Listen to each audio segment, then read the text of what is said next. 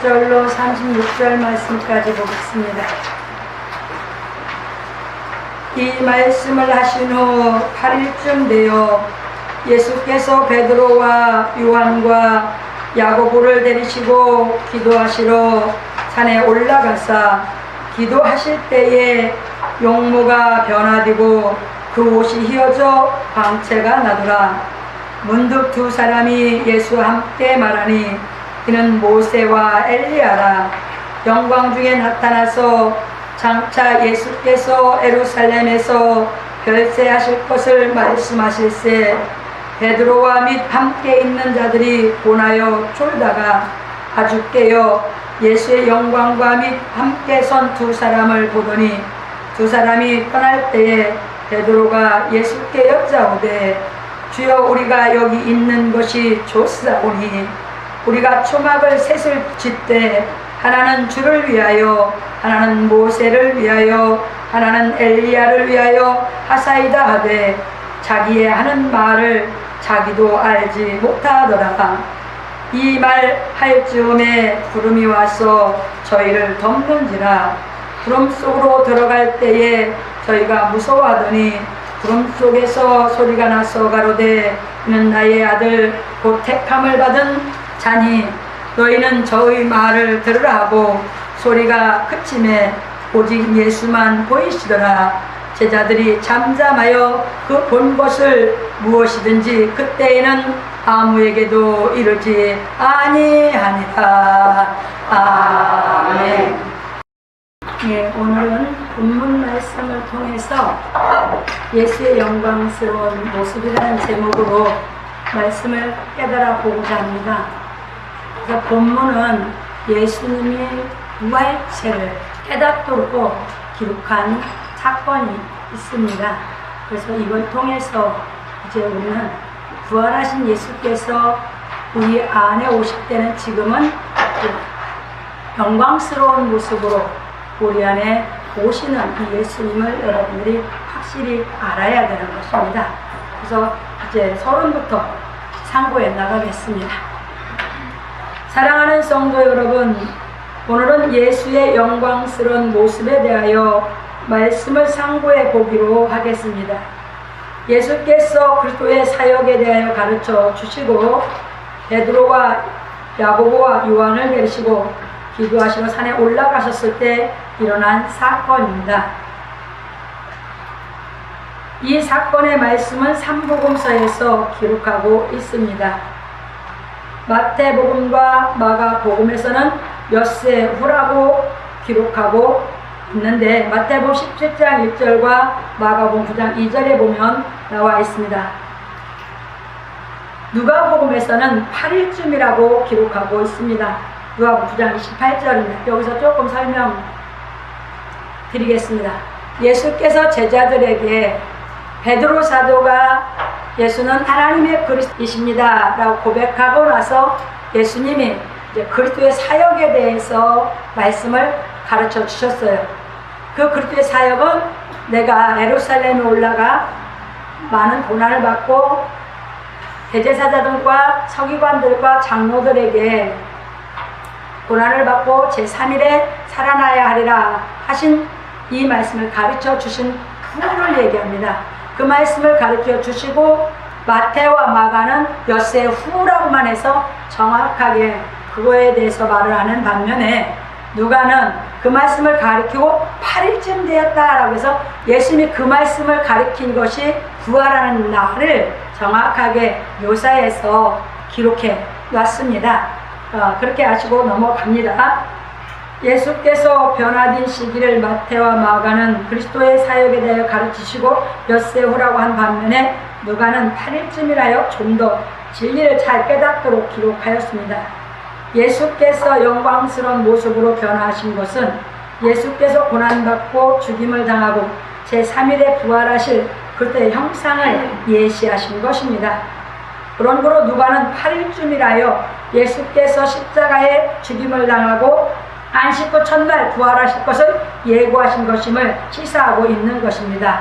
그러시니까 예수님이 이 모습이 변화하고 옷이 휘어진 것은 예수님이 부활하신 모습을 말하고 있습니다. 그래서 예수님이 부활하신 모습은 8일쯤이라고 해서 8일은 안식 후 첫날을 말하는 것입니다. 그래서 넘어갑니다. 율법에서 제7일은 안식일로 지금의 토요일을 말하는 것이고 8일은 예수께서 부활하실 안식 후 첫날로 지금의 일요일을 말하는 것입니다. 그러므로 토요일은 육신의 안식을 말하고 있는 반면에 일요일은 복음을 깨달은 사람이 얻을 마음의 안식을 말하고 있는 것입니다. 그러므로 우리 성도들은 진리를 깨달아 부활하신 예수 그리스도를 영접함으로 마음의 안식을 얻기를 예수 그리스도의 이름으로 축원합니다. 아멘. 그러니까 율법은 육신의 안식을 주기 위해서 안식할 날을 하나님이 정해주셔서 토요일을 안식일로 지켰습니다. 그런데 복음은 예수님이 오셔서 부활하신 후에 예수를 영접하면 예수님은 우리 안에 오셔서 우리에게 마음의 안식을 얻게 하시는 분이기 때문에 안식 후 첫날을 8일로 얘기해서 우리가 부활하신 예수님을 만나는 날이 지금으로 얘기하면 일요일, 우리가 예배 때 예수께서 진리의 성령으로 우리 마음에 오신 이 영광스러운 예수님을 만나면 우리 만난 사람은 마음의 안식을 얻는다는 이 진리를 깨닫게 하고 있는 줄 믿으시기 바랍니다. 그래서 지금은요, 옛날에는 그것이 없이 이방인들은 살았어요. 무조건 일을 해서 육신의 삶을 영위하기에 바빴던 것이 이방인들이고 유대인들은 그렇지 않았습니다. 하나님이 법을 줬기 때문에 6일 동안 열심히 일하고 안식일날은 육신이 쉬는 날로 해서 그들의 건강을 유지해서 살아갈 수 있도록 무리하지 않도록 하나님이 유대인들에게 법을 준 것입니다. 그래서 유대인들은 꼭 안식일날 토요일날 몸이 쉬는, 누구도 토요일날 일하면 죽이라고 하나님이 할 정도였거든요. 그래서 철저하게 어떤 사람도 안식일을 지켜서 육신의 쉼을 갖게 했던 것이 율법입니다. 그런데 지금은 전 세계가 뭐 합니까? 육신이 이제 다 전 세계가 많이 지혜가 깨이고 하다 보니까 육신이 쉬는 날을 하루는 허락해 줬습니다. 그러니까 이제 어느 나라고 아버지 후진국이라고 해도 일요일 날은 쉬는 걸로 되어 있고 좀 더 잘 사는 나라들은 토요일과 일요일을 쉬게 만들어줬습니다. 그래서 지금 우리나라도 환경이 옛날에는 일요일만 쉬는 날로 해놨는데 지금은 더 경제적으로 윤택하게 우리가 살아지다 보니 토요일과 일요일을 쉬게 만들어놨어요. 그러니까 그것이 육신의 안식을 더 얻을 수 있게 만들어놨는데 이 예수께서 가르친 이 진리를 깨달아서 예수를 못 만나면 육신은 쉼을 얻을지 몰라도 마음은 쉬지를 못합니다.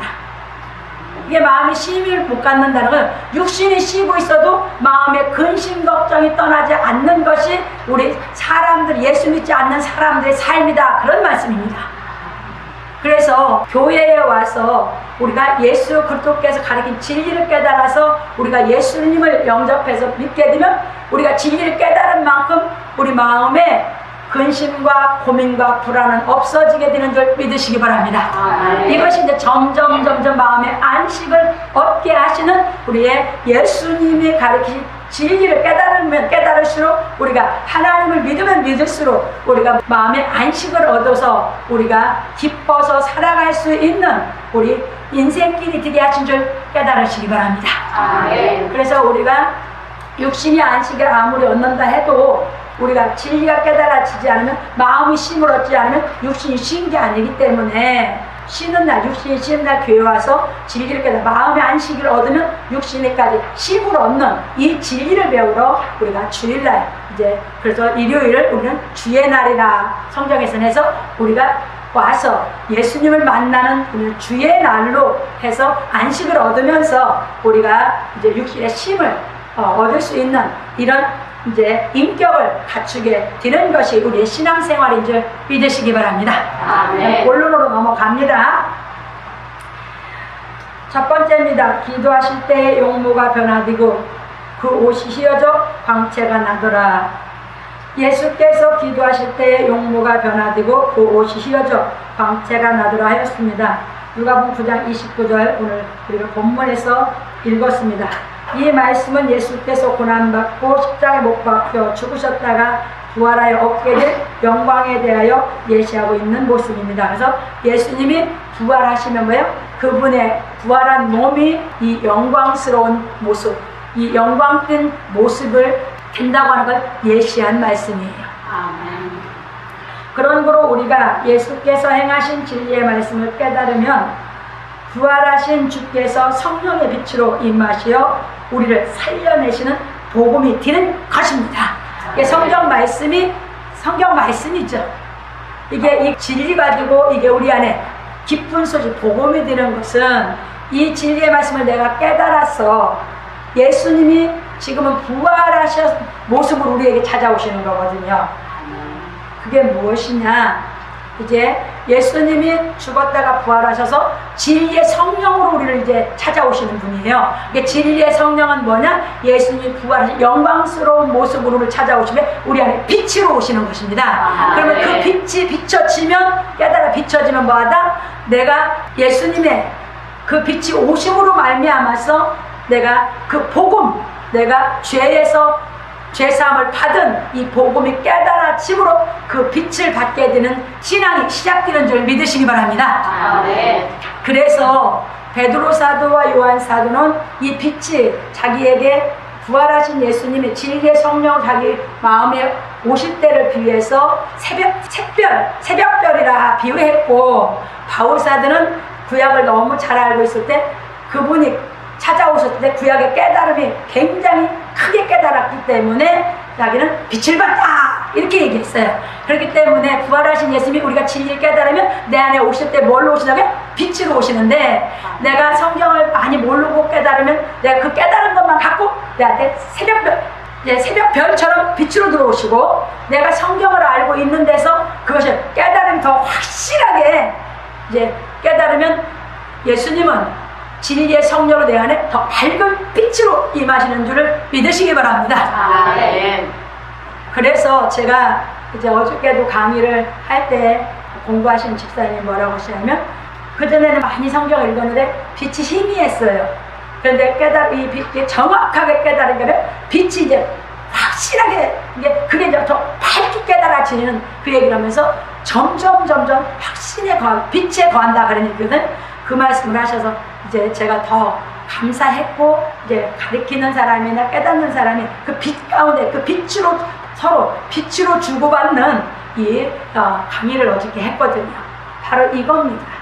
그래서 말씀이 이 진리의 말씀을 정확하게 깨달아지면 예수님은 내 안에 빛으로 확신에, 우리 그 빛이 깨달아지면서 예수님이 내 안에 계시거든 확신에 거할 수 있는 이 신앙을 하게 되는 줄 믿으시기 바랍니다.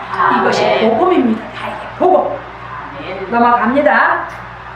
그리고 예수께서 가르치신 진리의 말씀을 깨닫는 대로 예수의 형상으로 화하여 가는 것입니다. 그래서 바울 사도는 우리가 다 수건을 벗은 얼굴로 보는 것 같이 주의 영광을 보매 저와 같은 형상으로 화하여 영광으로 영광에 이르니 곧 주의 영으로 말미암음이라. 고린도후서 3장 18절에서 말하였습니다. 그런 거로 우리가 주의 영광을 보려면 먼저 예수께서 행하신 진리의 말씀을 깨달아 율법에서 쓴 수건을 벗어야 하는 것입니다. 왜냐하면 이 수건은 그리스도 안에서 없어질 것이기 때문입니다. 고린도후서 3장 14절에서 말씀해놨습니다. 그럼 여기서 조금 말씀을 드리죠. 우리가 수건을 벗어야 된다 근데 이걸 조금 이해시켜 줄게요. 구약에서 모세가 40일을 금식하면서 산에 올라가서 하나님께서 이제 십계명 율법을 받고 내려왔을 때 모세의 얼굴에 광채가 났거든요. 그럴 때 이스라엘 백성들이 모세의 얼굴에 광채로 인해서 두려워하다 보니까 모세가 수건을 확 써버렸거든요. 그래서 수건 썼다고 하는 것은 율법을 주신 하나님의 말씀의 의미를 깨닫지 못했다 그런 얘기예요. 이해되셨어요? 그래서 우리도 이 구약 성경을 보면 내 육신의 생각으로 보고 이 육신적으로 이 율법을 그대로 받아들이면 이것이 수건 쓰고 있는 거예요.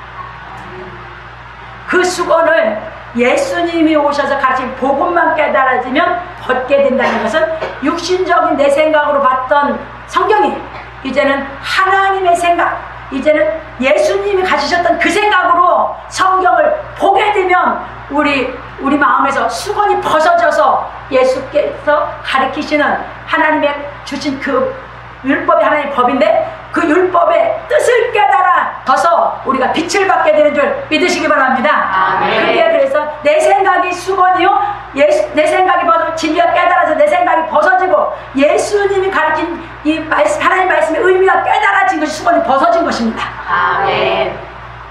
이게 진리가 깨달아진 사람은 자꾸 내 마음에 부분적으로라도 수건 덮고 있는 것이 벗겨져서 자꾸 예수 그리스도의 빛을 받아 더 빛으로 화해가는 반면에 육신의 생각이 안 벗어지고 성경이 안 깨달으면 늘 수건이 덮여 있어서 빛이 안 들어오는 것이에요.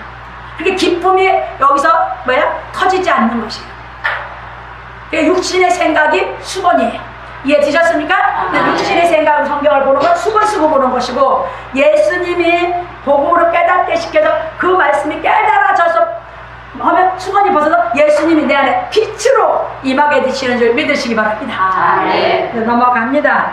그래서 우리는 예수께서 가르치신 진리를 온전히 깨달음으로 이 율법의 수건을 온전히 벗어야 하는 것입니다. 진리를 깨달아 율법의 수건을 온전히 벗은 사람은 주의 영광을 볼 뿐만 아니라 주와 같은 형상으로 하여 영광에 이르게 되는 것입니다. 우리가 주의 영광에 이르는 것은 주의 영으로만 되는 것이니 우리 성도들은 주의 영인 진리의 말씀을 깨달아 자신을 덮고 있는 율법의 수건을 벗고 주의 영광을 볼 뿐 아니라 주와 같은 형상으로 하기를 예수 그리스도의 이름으로 축원합니다. 예수님이 지금 진리의 성령으로 오셔서 왜 우리 안에 빛으로 오시냐? 예수님이 부활하신 후에는 완전 찬빛이 되셨거든요. 찬빛이 오시면 우리가 마음의 어둠 세상에서 찬빛이라고 하는 것은 이제 죄를 안질 수 있는 능력의 빛이다 그 말이에요. 죄를 이기게 해주시는 능력의 빛이 되셨다 그 말이거든요. 그것이 내 안에 깨달아지면 오면 올수록 나는 내 육신을 내가 이길 수 있는 하나님의 찬빛이 주셔서 능력이 돼서 여러분들의 기쁨 속에서 인생을 살아가며 주어진 일을 여러분들이 기쁘게 하면서 내 인생을, 내 삶을 기쁘게 살아갈 수 있는 인격을 만들어 주시러 오신 줄 믿으시기 바랍니다. 그래서 하나님은 예수님을 부활시킨 후에 진리의 성령으로 우리에게 오시게 하신 것입니다. 그래서 두 번째 넘어갑니다. 문득 두 사람이 예수와 함께 말하니 이는 모세와 엘리야라. 예수께서 용모가 변화되고 그 옷이 휘어져 광채가 나더니 문득 두 사람이 예수와 함께 말하니 이는 모세와 엘리야였습니다. 모세는 율법을 하나님께 받아서 전한 율법의 대표이고 엘리야는 하나님의 능력을 가장 많이 나타낸 선지자의 대표입니다. 이거 좀 설명드리죠. 구약 성경에 보면은요, 이제 조금 이해하셔야 됩니다. 엘리야는 정말 전무후무하게 하나님의 능력을 나타낸 사람입니다. 그래서 이 엘리야는 죽은 아이도 살렸고요. 과부의 집에 양식이 흉년이 없을 때문에 양식이 떨어지지 않게 하는 능력을 엘리야를 통해 하나님이 나타나게 하셨어요. 그래서 그 엘리야의 그 능력으로 올 사람이 세례 요한이다 하셨던 것입니다. 그리고 엘리야가 선지생들을 키웠죠. 세례 요한이 그래서 엘리야의 능력으로 제자들을 양육하고 이렇게 해서 말씀을 하셨어요. 그런데 그분은 뭐 했어요? 글로 남기지는 않았어요. 모든 선지자는 다 뭐예요? 하나님께 지시받은 것을 대선지서 소선지서 할 것 없이 다 예수 그리스도에 대해서 뭐 했습니까? 기록을 해놨죠? 그분은 엘리야 선지자는 엘리사 아하브는 기록을 해놓지 않았어요. 선지자들이 엘리야나 엘리사만큼 능력을 행한 사람은 없었습니다. 그러게 엘리사는 뭐 했습니까? 엘리야의 이제 제자가 돼서 뭐 했습니까? 엘리야가 가졌던 그 능력을 받기까지 쫓아갔죠. 그리고 요단강을 자기 옷으로 두루마로 가르는데 거기까지 따라가서 그 능력을 갑절을 받고 원했던 것이 엘리사였죠. 그래서 엘리사가 또 그 능력을 받아서 역사했던데 그 두 사람은 기록이 없습니다. 근데 선지자의 능력을 행한 대표자들입니다. 그래서 이제 가겠습니다.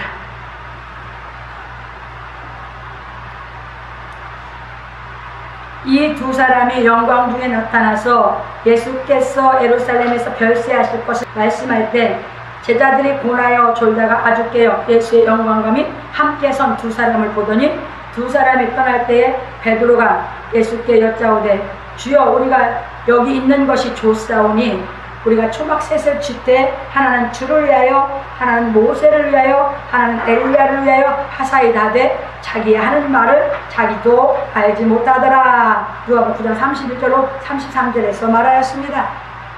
그러니까 그것을 그 광경을 보고 초막셋을 짓겠습니다. 근데 자기 하는 말도 자기가 알지 못했어요. 베드로 사도가. 그러니까 지금 많은 사람들이 성경 말씀을 가지고 말을 하는데 뜻을 못 깨닫고 얘기하면 자기가 한 말도 자기가 몰라요. 그런 얘기예요. 이제 깨달아져서 분명하게 깨닫고 하는 사람은 자기가 한 말을 자기가 다 기억을 합니다. 근데 모든 사람들이 이 진리를 깨닫지 않고 말을 하면요, 세상에서 많이 이렇게 서로 우리가 인간관계를 살아가면요, 말한 사람은 잊어버렸고 들은 사람은 기억하고 있어요. 그러면 그때 이렇게 말했잖아 하면 뭐예요? 말한 사람 내가 언제 그렇게 말했어? 자기 불리하면. 이러다 보니까 자꾸 사람들이 인간관계가 힘들어지는 것이에요. 자기가 말한 것을 분명히 알고 말했고 자기가 말한 거 기억한다면 그때 이렇게 맞아. 맞아. 그때 내가 그렇게 말했어. 그러는 거죠. 그러니까 여기서 자기가 하는 말도 자기가 몰랐다는 얘기는 베드로가 깨닫지 못해서 그렇게 말을 했다, 그런 얘기입니다. 깨닫지를 못했었기 때문에. 그래서 넘어갑니다. 그럼 뭘 못 깨달았냐? 진리의 말씀 못 깨달았다, 그 말이에요. 넘어갑니다. 여기서 우리가 깨달아야 하는 것은 예수의 영광 뒤에 나타났던 모세와 엘리야가 삽시간에 사라진 것은 율법과 선지자는 오직 예수만을 위하여 존재한 것이므로 예수 시대가 시작됨으로 율법과 선지자는 모두 예수께서 행하신 진리 안에서 완성되어졌음을 시사하고 있는 것입니다. 그래서 마태복음 5장 17절에 나는 율법과 선지자를 폐하러 온 것이 아니라 뭐라고 왔다고요? 완전케 하러 왔다, 그죠? 그럼 복음 안에서는 이미 복음을 깨달으면 모세가 전한 율법과 엘리야가 했던 그 능력이 무엇이냐면 복음의 능력 속에, 그래서 복음의 능력이 임하면 그것이 복음 속에 이미 흡수되어 있다는 것을 깨달으시기 바랍니다. 근데 복음을 못 깨달으면 뭐 한다고요? 이제 그런 능력만 받기를 원하는 거예요. 그런 능력을 아무리 받아도 뭐가 안 돼요? 여러분들이 의로워질 수가 없어요. 모세가 가졌던 지팡이, 엘리야가 입었던 두루마기, 그런 능력 받아도 그 능력 가지고는 여러분들이 의롭게 되지를 못해요. 그런데 예수 그리스도께서 행하고 가르치신 복음을 깨달으면, 이 복음의 진리를 깨달아 예수님을 만나면 여러분들이 의로워지는 이 능력이 임하게 되는 줄 믿으시기 바랍니다. 그럼 의로워진 능력이 나에게 필요합니까? 그 능력이 필요합니까? 내가 의로워지는 능력이 필요하고 그 나를 살린 생명이, 이 육신적으로 행한 그 능력은 뭐예요? 어차피 언젠가 또 죽게 돼요. 그 능력은 아무 효력이 없어요. 그걸 깨닫도록 가르치신 것이 예수님이 부활하셨을 때 그들이 부활하신 예수님을 위해서 해온 것이지, 부활하신 예수님을 만나는 사람은 그게 필요가 없다 하는 걸 깨닫게 시켰는데 베드로 사도가 못 깨닫더라, 그 말입니다. 그래서 우리는 복음을 깨달으면 뭐 한다고요? 내가 복음의 능력을 살아나면 그런 능력 받으려고 신앙에서 벗어나서 그 수건을 벗게 되는 줄 믿으시기 바랍니다. 아멘. 근데 이 복음을 못 깨달으면 그 수건 속에서 신앙을 하면서 그게 그건 예수 믿는 게 아니에요. 아직 못 만났다 그 말은. 예수님은 누구만 만난 거예요? 모세하고 엘리야만 만난 거지. 아멘. 저 넘어갑니다. 그런 거로 진리를 깨달은 우리의 삶 역시 오직 예수 그리스도의 진리만을 나타내는 삶이어야 하는 것입니다. 갈라디아서 2장 20절 거기에 보면 바울 사도는 자기가 예수 그리스도를 찾아오셨을 때 뭐해서 음성과 빛이라겠죠? 그러니까 예수님의 자기를 책망하는 말씀을 음성을 듣고 빛을 받았어요. 이게 크게 깨달았다 그 말이에요. 그리고 나서는 이제 바울 사도는 이제 예수님이 가르치신 그 복음의 길을 이제 바울사들은 걷게 되는 것입니다. 그 복음의 길은 뭐예요? 바로 십자가의 길이에요. 그러니까 그 복음이 깨달아진 대로 자기 육신에 속한 율법에 속한 것을 십자가에 못 박게 된 것이죠. 그러다 보니까 이제 바울사도의 삶은 법에서 자기 육신을 위해 사는 삶이 아니라 자기도 예수님과 같이 하나님의 영을 받은 사람으로 하나님의 영 안에서 하나님의 아들로 살아가는 삶을 살게 된 것이 진리를 나타내는 삶인 줄 믿으시기 바랍니다. 아멘. 그래서 우리도 진리가 깨달아지면 내가 육신으로 죄 짓는 내 삶을 사는 것이 아니라 하나님의 영을 가지고 하나님의 아들로서 진리를 나타내는 삶을 사는 것이 우리의 삶이기 때문에 우리 삶이 기쁨이요 우리 삶이 행복을 우리에게 갖다주는 줄 믿으시기 바랍니다. 아멘. 그게 바로 진리를 나타내고 사는 삶인데 진리를 나타내려니까 사람은 내가 먼저 진리가 깨달아져야만 진리가 깨달아 내 인격이 되어야만 진리를 나타내는 삶이 되는 줄 믿으시기 바랍니다. 그래서 아멘. 진리의 인격을 먼저 갖추기 위해서 우리가 진리를 뭐하러 왔느냐? 이제 깨달으러 우리가 이렇게 모여서 하나님께 영광 돌리면서 그 말씀을 깨달아 우리 인격을 먼저 만드는 신앙을 하게 되는 줄 믿으시기 바랍니다. 아멘. 넘어갑니다. 그런데 이제 보십시다. 깨닫지 못한 베드로가 한 걸 얘기합니다. 그리고 성미가 급한 베드로가 깨닫기 전에 주여 우리가 여기 있는 것이 좋사오니 주께서 만일 원하시면 내가 여기서 셋을 줄 때 하나는 주를 위해 하나는 모세를 위하여 하나는 엘리야를 위하여 하사이다. 누가복음 33절에서 말하였습니다. 우리도 이런 신앙하면 안 돼요. 그러니까 이게 무슨 얘기냐면요. 저도 옛날에 이런 신앙 했었죠. 왜냐하면 기도 생활을 하다가 제가 기도하다가 방언이 툭 터지니까 그게 그렇게 기쁜 거예요. 여기에 조사오냐고 방언만 매달리고 막 기도 생활을 했어요. 가봤자요? 아무것도 없었어요. 그 순간만 기뻤어요. 그러면 그 순간 그걸로 만족하다 보면 예수 볼 때 진리를 따라 사는 것이 아니라 그것만 붙잡고 조사오니 한다 그 말입니다. 누구와 똑같았어요? 베드로처럼 여기가 조사오니 초박셋을 짓겠습니다. 나는 뭐예요? 아버지 나는 여기가 조사오니 방언을 하겠습니다. 방언만 열심히 했던 사람이 내가 누구와 똑같아요? 베드로도 깨닫지 못하고 신앙할 때. 그런데 진리의 말씀을 깨닫고 나서는 절대 그런 신앙을 오직 예수로 올라서게 된 것입니다. 이해 드셨죠? 아멘. 넘어갑니다. 이처럼 지금도 진리를 깨닫지 못한 사람들은 베드로가 말한 것처럼 모세와 엘리야와 예수 그리스도를 겸하여 믿고 있는 것입니다. 그래서 하나님께 모세의 지팡이와 엘리야의 두루마기와 같은 능력을 달라고 기도하는 것입니다. 그러나 우리 성도들은 모세의 지팡이와 엘리야의 두루마기와 같은 능력을 달라고 구하지 말고 예수께서 이루신 진리를 깨달아 복음의 능력으로 우루어지시기를 바랍니다. 아멘. 이 능력을 받아야 우리가 오직 예수를 믿어요. 이 능력 안 받고 그 능력 받으면요 예수 믿는 게 아니에요. 범신론적으로 신앙하는 것이죠. 생명을 받지를 못합니다. 그렇게 생명을 못 받아서 영생을 못해요. 범신론적으로 신앙해서.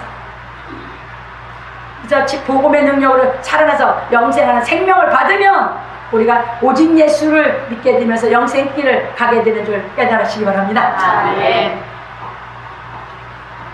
그러므로 우리 성도들은 진리를 깨닫지 못하여 베드로와 같이 자기 하는 말을 자기가 모르고 살지 말고 진리를 깨달음으로 자기 하는 말을 알고 사랑하는 성도들이 되기를 예수 그리스도의 이름으로 축원합니다. 아멘. 세 번째입니다. 구름 속에서 소리가 나서 가로되 이는 나의 아들 곧 택함을 받은 자니 너희는 저희 말을 들으라 하고 베드로가 깨닫지 못하고 초막셋을 짓는다고 말할 즈음에 구름이 제자들을 덮으며 구름 속에서 소리가 나서 말하기를 이는 나의 아들 곧 택함을 받은 자니 너희는 저희 말을 들으라 하고 소리가 그치니 오직 예수만 보이시더라 하였습니다. 누가복음 34절 36절. 여기서 구름은 하나님의 영광을 비유하신 것입니다. 왕상 8장 10절로 11절에 가면 잘 나옵니다. 이건 이제 보십시다. 솔로몬이 하나님의 성전을 지었어요. 완성했는데 솔로몬이 지은 성전을 통해서 하나님은 영광 받으시면서 거기에 영광을 받았다 하면서 구름이 성전에 가득하게 채워졌은 것을 얘기하고 있거든요. 그래서 하나님의 영광을 뭘로 비했어요? 구름으로. 그래서 여기서 구름 속에서 소리가 났다고 하는 것은 영광 중에 하나님의 음성을 들었다, 그런 얘기예요. 그런데 이 진리를 못 깨달으면요, 구름이 뭘 비유하는 건지를 모르면, 여러분들이 복음에 안 깨달으면 이 다음에 구름 타고 재림하신 예수만 기다려. 그런 신앙하고 있어. 그럼 뭘 못 깨달은 것이에요? 성경 말씀을 못 깨달아 진리의 성령을 내 안에 영광 중에 오신 예수를 못 만난 사람이에요. 이 다음에 구름 타고 오시죠. 그러니까 하늘만 쳐다보고 구름만 있어도 주님 오시는 거 생각하는, 아직도 왜 수건 쓰고 신앙하는 사람이 많습니다. 부활하신 예수께서는 그렇게 문자적으로 믿는, 수건 쓴 인간의 생각을 믿는 그렇게 하시는 것이 아니라 진리의 성령으로 오셔서 영광 중에 내 안에 빛으로 임하게 되시는 줄 믿으시기 바랍니다. 아멘. 진리를 깨달아서 이제는 뭐합니까? 내가 그리스도의 장성한 분량까지 장성에 올라가야 예수 그리스도를 만날 수 있는 줄 믿으시기 바랍니다. 아멘. 수박 거달기식으로 신앙하지 마세요. 그래서 이제 넘어갑니다. 그래서 하나님께서 사도들에게 너희는 저희 말을 들어라, 부활하신 예수님의 말씀을 들어라, 그 얘기해요. 부활하신 예수님이 가르쳐 놓으신 것이 뭡니까? 생전에 육신의 삶 속에서도 이 부활하신 예수님을 만나면 육신의 삶을 능히 이기고 살아갈 수 있는 진리를 가르쳐 주시면서 그 예수님을 만나라고 사도들이 만난 분들을 통해서 성경을 다 기록해 놨어요. 넘어갑니다. 그리고 이는 나의 아들 곧 택함을 받은 자니 너희는 저희 말을 들으라 하신 것은 베드로가 하나님의 그리스도시니라 누가복음 9장 10절에서 고백하여 제자들로 하여금 그리스도인 것을 인준하도록 하신 하나님께서는 부활의 영광을 예시하심으로 예수께서는 하나님께서 승인하신 메시아요 아들임을 제자들로 하여금 확실히 믿도록 말씀해 주신 것이 이 사건입니다. 변화산에서 예수가 부활체로 변한 사건입니다. 그래서 이 사건을 목격한 베드로 사도는 우리 주 예수 그리스도의 능력과 강림하심을 너희에게 알게 하는 것이 공교히 만든 이야기를 좇는 것이 아니요 우리는 그의 크신 위엄을 친히 본 자라. 지극히 큰 영광 중에서 이러한 소리가 그에게 나기를 이는 내 사랑하는 아들이요 내 기뻐하는 자라 하실 때 저가 하나님 아버지께 존귀와 영광을 받으셨느니라. 이 소리는 우리가 저와 함께 거룩한 산에 있을 때에 하늘에서 나옴을 들은 것이라. 베드로서 1장 16절로 18절에서 말했습니다. 예수님 변화되시는 그 변화산상에 같이 있어서 본 목격한 베드로가 그래서 복음 전할 때 이 말씀을, 이 사건을 기록한 것입니다.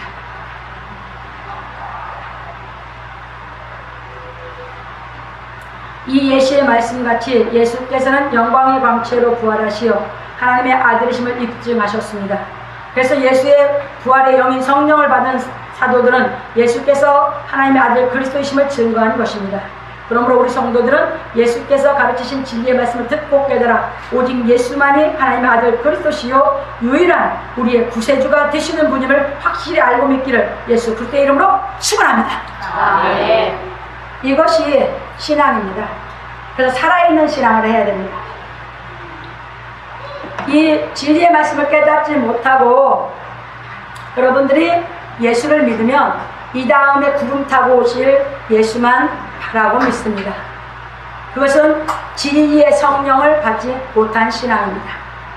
그런데 이 신약 성경을 통해서 여러분들이 진리의 성령으로 오신 예수님을 만나서 신앙이 시작되면 의롭다고 여러분들이 믿어지면서 점점점 진리가 깨달아지는 대로 여러분들이 이제 진짜 예수 그리스도를 만나는 경지로 내 안에서 신앙이 자라가게 되는 줄 믿으시기 바랍니다. 이건 산소망 가운데 신앙하는 것입니다.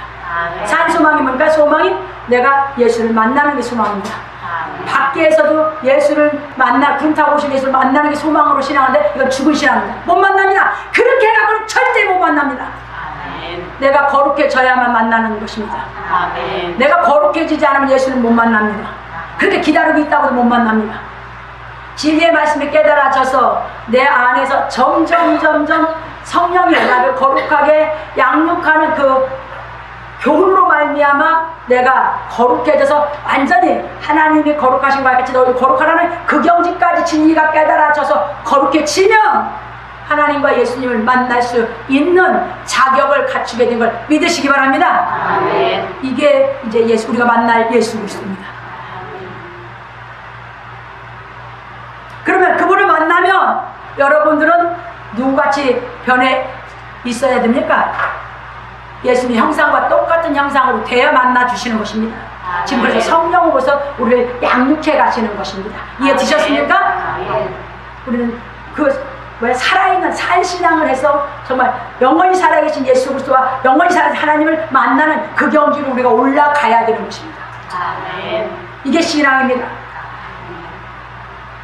그래서 이제 그 신앙을 우리는 가야 된다 그런 얘기입니다. 그래서 결론으로 갑니다. 오늘 우리는 예수의 영광스러운 모습에 대해 배웠습니다. 예수께서 인자가 많은 고난을 받고 장로들과 대제사장들과 서기관들에게 버림받아 죽임을 당하고 제3일에 살아나야 하리라 하신 누가복음 9장 22절 말씀에 대하여 깨닫게 하시려고 베드로와 요한과 야고보를 데리시고 기도하시러 산에 올라가셨습니다. 누가복음 9장 28절 오늘 본문 첫 구절에서 나옵니다. 예수께서 기도하실 때 용모가 변화되고 그 옷이 휘어져 광채가 났는데 누가복음 9장 29절에 나와 있습니다. 이것은 예수의 부활의 영광에 대하여 예시해 주신 것입니다. 이처럼 예수의 부활의 영광에 대하여 시사하고 있는 자리에 모세와 엘리야가 나타났다가 사라진 것은 율법과 선지자는 오직 예수만을 위하여 존재하였다는 것을 깨닫게 하고 있는 것입니다. 그러므로 우리 성도들은 오직 예수께서 가르친 진리를 깨닫고 믿음으로 율법과 선지자를 겸하여 믿는 어린 신앙에서 벗어나기 바랍니다. 요한 사도는 그 신앙을 쫓아서 그 십자가를 자기 십자가를 지고 진리를 깨달아 잡고 자라가면서 요한 사도가 완전히 거룩한 경지에 이뤘을 때 반모섬에서 예수님과 만나게 된 성령의 감동으로 이끌림을 받아서 만나게 돼서 요한 사도는 진짜 영원히 살아계신 예수님을 만나게 되었습니다. 그래서 봅니다. 요한 사도는 반모라는 섬에서 성령의 감동으로 부활하신 예수께서 영광스러운 모습으로 촛대사이에 계신 것을 보고 죽은 자같이 튀었습니다. 계시록 1장 9절 17절에 잘 나왔습니다. 우리도 거기 올라가면 이 과정을 꼭 넘어갑니다. 요한 사도가 성령으로 빛으로 오신 예수를 만나서 그 예수의 인도함 따라서 오직 예수께서 가르친 진리를 깨달아서 자꾸 말씀까 요한 사도도 온전한 경지로 자라갔죠. 그래서 하나님이 인정하는 하나님의 형상을 덧입는 그 과정에 갔을 때 예수께서 촛대사이 교회에 서 계신 것을 봤습니다. 예수를 만날 때 자기는 죽은 자같이 됐습니다. 이 과정을 누구도 넘었습니까? 바울사도는 먼저 넘었습니다. 나중에 부름을 받은 바울사도가 제일 먼저 넘었습니다.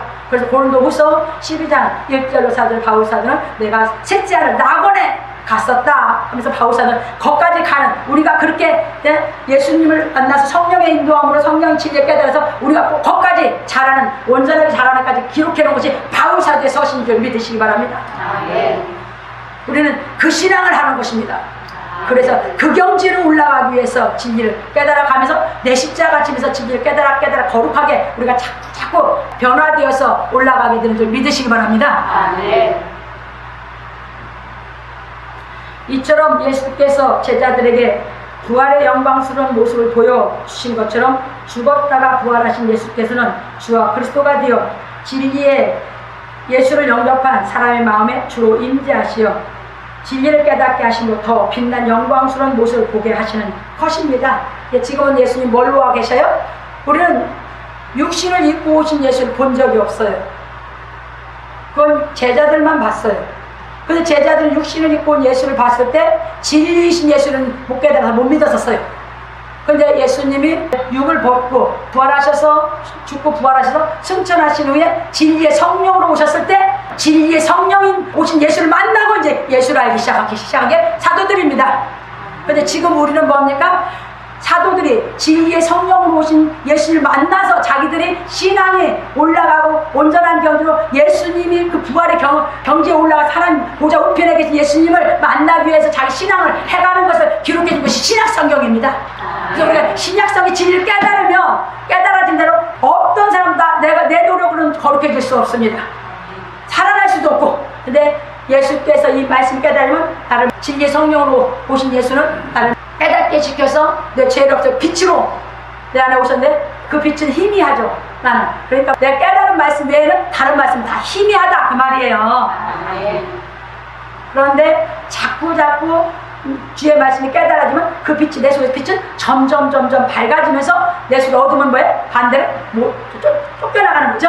아멘. 육신의 생각은 수고는 쫓겨나가는 거죠. 아멘. 이렇게 커서 우리가 이제 펴나가면 예수 그리스도 하나님 우편에 계신 예수 그리스도 정말 그 영원히 살아계신 예수 그리스도를 만나러 우리가 뭐예요? 점점 그럴 때 보좌 앞으로 나가게 되는 줄 믿으시기 바랍니다. 아멘. 이것이 우리가 진리를 깨달아 신앙하는 것입니다. 아멘. 이 신앙으로 가지 않으면 어떤 사람도 다 예수 앞으로 갈 수가 없습니다. 그래서 우리는 지금 그래서 누구를 영접했냐? 진리의 성령으로 오신 예수 그리스도를 영접해야 되니까 예수님이 사도들이 그 진리의 성령으로 오신 예수를 만나서 자기들이 예수님 만나기까지 거룩해지면서 자기들이 장성한 이 진리를 써놓은 신약 성경을 깨달아서 우리가 점점 우리도 그렇게 거룩하게 자라서 하나님 보좌 앞으로까지 나아갈 수 있는, 그래서 하나님의 형상이 있는 데까지 우리가 장성해 가야 예수님을 만날 수 있는 줄 믿으시기 바랍니다. 아멘. 넘어갑니다.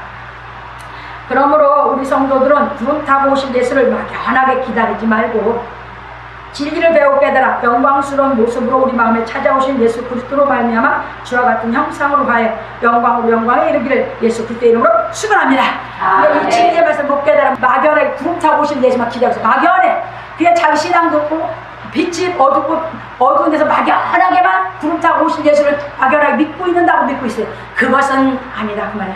이제 이 진리가 깨달아지면 예수님이 이미 구름 타고 오신 나를 영광 가운데 내 안에 임해서 나를 자꾸 영광으로 나를 화하게 시켜서 예수 그리스도의 형상으로 만들어 주시는 이 영광 중에 오신 예수를 만나시길 주님으로 부탁합니다.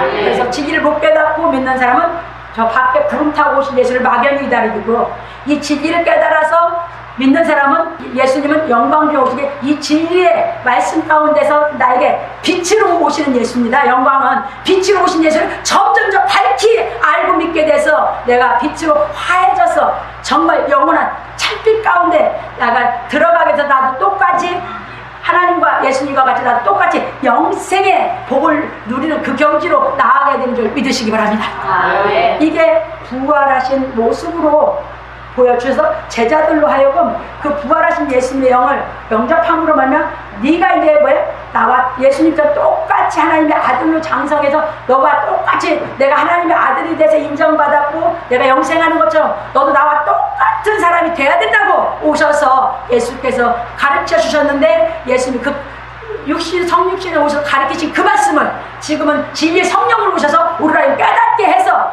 그 예수 그리스도의 형상을 입게 하시는 줄 믿으시기 바랍니다.